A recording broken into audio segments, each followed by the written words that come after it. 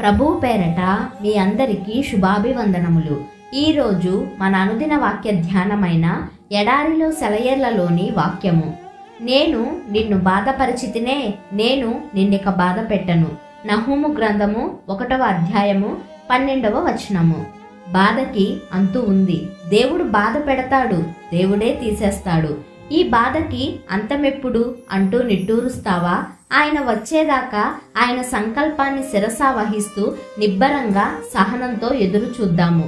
శిక్ష పొందడం వల్ల మనకి కలగవలసిన ప్రయోజనం అంతా కలిగిన తరువాత దేవుడే ఆ శిక్షను తొలగిస్తాడు. శ్రమ ఏదైనా మనల్ని పరీక్షించడానికి వస్తే మనం ఆయన్ని స్తుతించి ఆయన గురించి సాక్ష్యం ఇచ్చి ఆయన్ని మహిమపరిచిన తరువాత అది అంతమవుతుంది.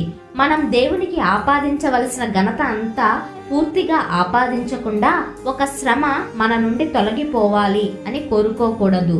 ఈ రోజున భయంకరంగా ఆకాశాన్నంటే కెరటాలు ఎప్పుడు చప్పబడతాయో ఎవరికి తెలుసు? సముద్రం గాజులాగా నిర్మలంగా అయితే సముద్ర పక్షులు అలలతో ఎంత త్వరగా ఆటలు ఆడతాయో మనకేమి తెలుసు? శ్రమకాలం గతించినాక పనలను దుళ్ళగొట్టి తూర్పారబట్టడం అయిపోయినాక గాదెల్లో ధాన్యం నిండుతుంది. ఇప్పుడు ఎంత దుఃఖంలో ఉన్నామో కొద్ది గంటలు గడిచాక అంత సంతోషభరితులమవుతాము.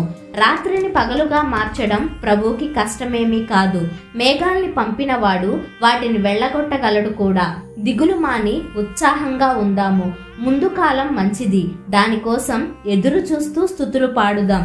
మన పరమ రైతు అస్తమానము నలగగొడుతూనే ఉండడు. ఇది ఒక నిర్దిష్ట సమయంలో మాత్రమే. వర్షాలు త్వరలోనే వెలిసిపోతాయి. ఏడుపు కొద్ది గంటలే ఉంటుంది.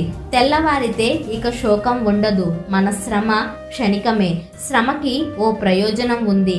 మనకి శ్రమ వచ్చిందన్న విషయమే మనలో దేవుడికి కావలసిన అతి ప్రశస్తమైనదేదో ఉన్నదన్న విషయానికి నిరూపణ. లేకపోతే అంత సమయం వృధా చేసి అంత శ్రద్ధ మన మీద ఎందుకు చూపిస్తాడాయన? మట్టి ఖనిజం కలిసిపోయి ఉన్నట్టు మన సహజ ప్రవృత్తిలో విశ్వాసం అనే విలువగల ఖనిజం కలిసిపోయి ఉంది కాబట్టే క్రీస్తు మనల్ని ఈ పరీక్షలకి గురి చేస్తున్నాడు. ఈ నైర్మల్యాన్ని, పరిశుద్ధతను వెలికి తేవాలనే ఆయన మనల్ని కొలిమిలో వేసి కాలుస్తున్నాడు. పీడితుల్లారా ఓపిక పట్టండి. ఆ కష్టాలు మనలను నిత్య మహిమ వారసుల్ని చేసినట్టు మనం చూస్తాము. ఆ ఫలితం ఇప్పటి కష్టాలను మరచిపోయేలా చేస్తుంది.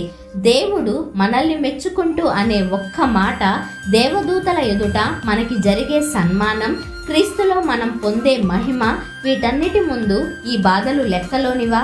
గోడ గడియారానికి బరువుగా వ్రేలాడే లోలకం, ఓడను స్థిరపరచడానికి వేసే బరువులు అవి సరిగా పనిచేయడానికి అవసరం. మన ఆత్మీయ జీవితంలో శ్రమలు కూడా అంతే.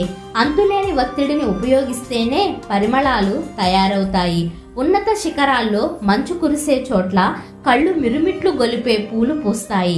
కంసాలి చేతుల్లో ఎక్కువ దెబ్బలు తిన్నదే ఎక్కువ విలువగల వజ్రం.